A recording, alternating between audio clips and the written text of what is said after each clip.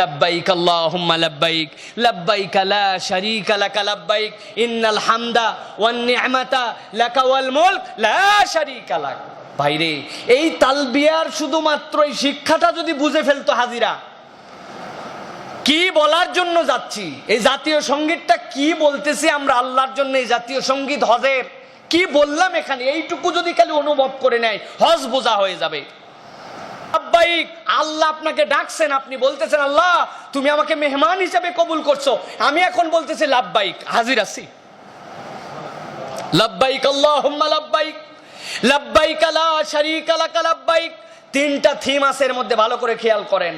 আয় রব্বুল আলামিন, আমি তো ওই রবের কাছে হাজির হচ্ছি, লব্বাইক লা শারীকা লাক লব্বাইক, যেই রবের কোনো শরীক নাই, যেই রব ছাড়া আমাকে ডাকার কেউ অধিকার রাখে না। আল্লাহু আকবার, লা শারীকা লাক। এরপরে আপনি বলতেছেন শোনেন আল্লাহ, এতদিন পর্যন্ত আমার কিছু মিস্টেক ছিল, কিছু ভুল ছিল, তিন ধরনের ভুল আল্লাহ আমি করছি। কি ভুল করছি আমি? এক নম্বর, আল্লাহ দুনিয়ার বুকে বুঝে না বুঝে কত লোকের তোষামদি করে, কত লোক যে আমি আল্লাহ প্রশংসার ভাগীদার বানায় দিয়েছি, কত লোকের যে আমি প্রশংসা করছি। কিন্তু আজকে যেই রবের কাছে আমি হাজির হয়েছি ক্ষমা নেওয়ার জন্য, আমি সাক্ষ্য দিচ্ছি ইন্নাল হামদা, ওই রবের সকল প্রশংসা আল্লাহ, বিশ্বাস করো তোমারই সব প্রশংসা।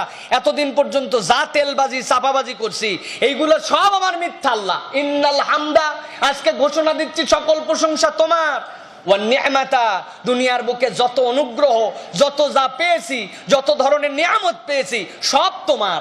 বিভিন্ন কারণে বলছিলাম, যদি বস না থাকতো, যদি আব্বা না থাকতো, যদি নেতাজি না থাকতেন, যদি সভাপতি সাহেব আপনি না থাকতেন, আমার যে কি হতো, নানান কথাবার্তা আল্লাহ দুনিয়াতে বলছি। কিন্তু আজকে হজের ময়দানে বলতেছে এইগুলা ভুয়া কথা আল্লাহ, এইগুলা আপেক্ষিক কথা। আজকে মূল কথাটা তোমার কাছে বলছি, ওয়ান নি'মাতা, সকল নিয়ামত, সকল অনুগ্রহ তোমার, লাকা ওয়াল মুলক। তিন নম্বর বলছি, দুনিয়াতে উমুককে একটু ক্ষমতার ভাগীদার মনে করছিলাম, উমুকের ক্ষমতা ছিল, তুমুক একটু ক্ষমতা দিয়েছিল, নানান ক্ষমতার অংশীদারি বানাইছিলাম। কিন্তু আজকে বলছি আল্লাহ, যে আল্লাহ আমাকে ডাক দিছো, আমি লাব্বাইক বলছি, তার ব্যাপারে সাক্ষ্য দিচ্ছি লাকা ওয়াল মুলক, তুমি ছাড়া ক্ষমতা, রাজত্ব, মালিকত্ব এগুলা কারো নাই।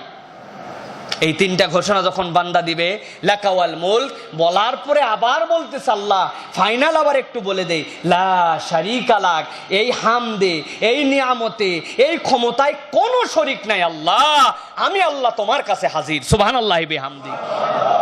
বান্দা এই তালবিয়া পড়তে পড়তে যখন আরাফাতের ময়দানে যায়, ওই তালবিয়া পড়তেছে বান্দা।